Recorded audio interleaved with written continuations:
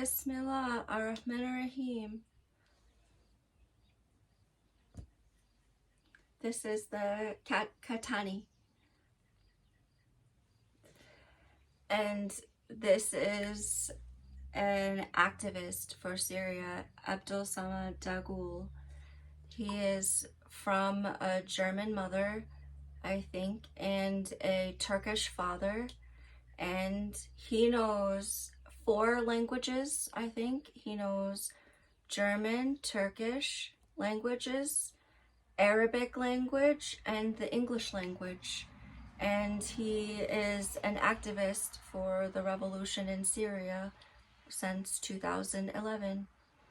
And he is doing interviews for all of the revolutionary armies, and he is near to people in the special forces for the revolution in the Free North. And he is a social media leader for the Turkish people to know about Syria. And this is a very important place because the connection on the borders of North Syria and the Turkish lands, this is a very important connection in these borderlands because all of the economic power is in Turkey, in the north of the border. And all of the north cities in Syria need the economy and need the economic connection of the Turkish lands. And on the day that it was cut and the cities of Syria were cut away and blocked from the Turkish cities in the north, they were blocked from economies of 1 million people in a chain of cities along the border. It's a powerful economic route. And this is the South Turkish economic power base.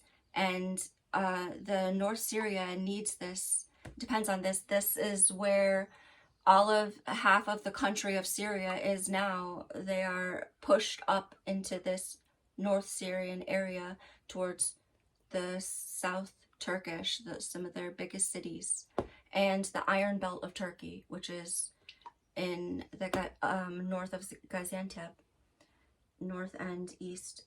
So Abdusamad knows 4 languages. He is in his 20s, and he came to help the Syrian revolution, and he has published many interviews and just done tremendous work that is inside of the work of Syria and of the free revolution.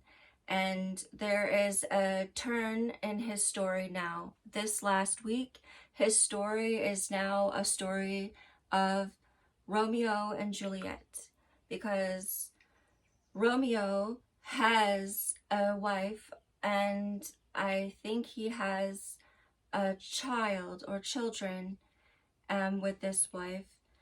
But one day Abdusamad said to himself that the wife and the children are not enough, and that he did not want to give his time and love to the wife and the child, but he wanted to cut this from them and turn to a new woman.